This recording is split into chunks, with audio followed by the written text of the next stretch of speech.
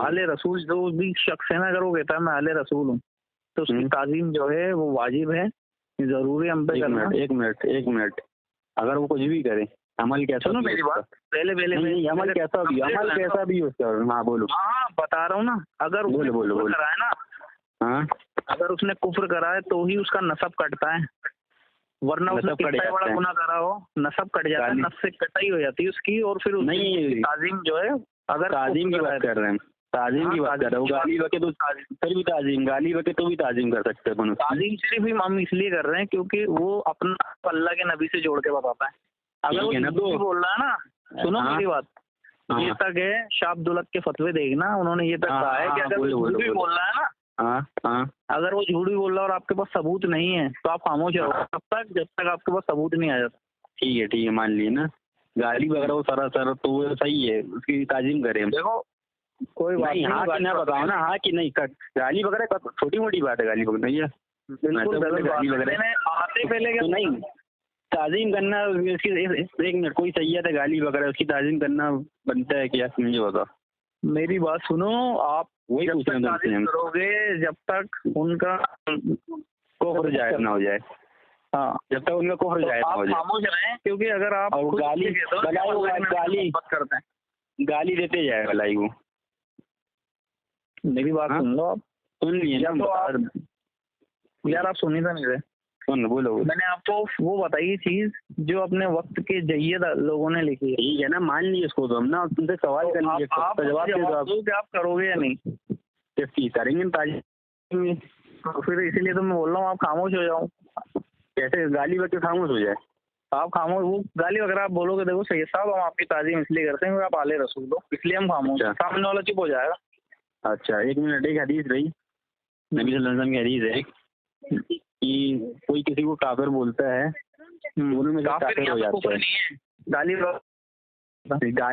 बात नहीं क्या, सुन दो लो पूरी बात, ठीक है। दोनों बात कोई अगर कोई शख्स दूसरों को काफिर बोला तो दोनों में से काफिर है, ठीक है, मान लिया ना। नहीं तो अगर बोलने वाला कह रहे हो आप, हाँ अगर बोलने वाला काफिर नहीं है वो सामने वाला काफिर है, हाँ मतलब जैसे वो फारूक हमें काफिर बोल रहा है, अगर हम काफिर नहीं तो उसको काफिर लौट जाएगा, कुफ्र लौटेगा ना उसको, तो कुफ्र लौटता है, हाँ लौटेगा ना, बिल्कुल लौटेगा।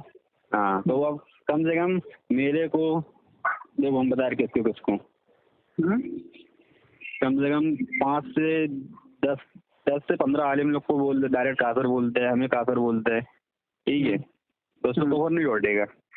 देखो अगर वो नहीं होंगे तो आखिर किस बिना पे कहा, किस बिना पे तो कहा होगा, किस बिना पे कहा, ये बता ना, एक मसला रहा तारिक जमील का, मसला नहीं वो कुछ बयान दिए थे, वो बताने तो अपने बयान में बोल दिए रहे कि दाऊद अलैहिस्सलाम को काला करके गधे पे घुमाया गया था, तो इसी में उनको काफिर बोलता रहा वो,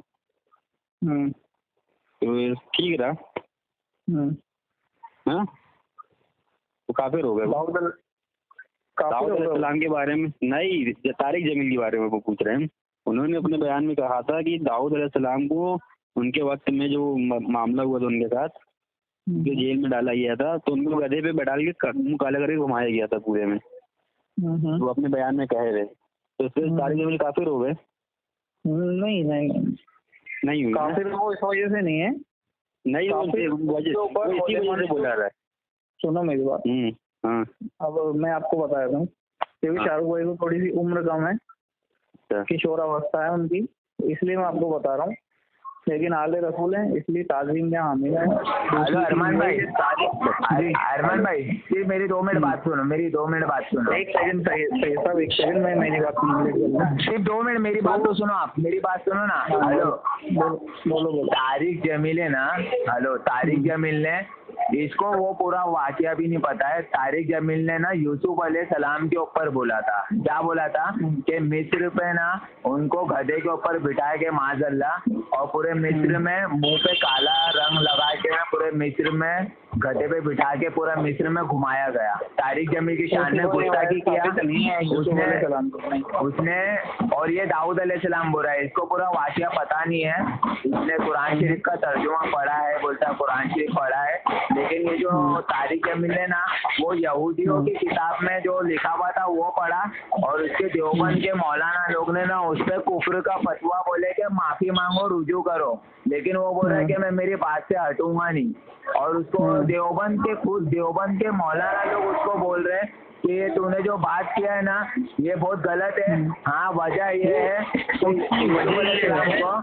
जेल में डाला गया। उसकी वजह अरे बता रहा हूँ, उसकी वजह ये है कि यूसुफ अलैहिस्सलाम के साथ ऐसा कोई वाक़या हुआ नहीं, क्योंकि उसने नबी पे झूठ बांधा है, अल्लाह के नबी हैं उन पे झूठ बांधा, इसलिए देवबंद ने उन पर फतवा दिया है। किसी शोबे ने नहीं दिया।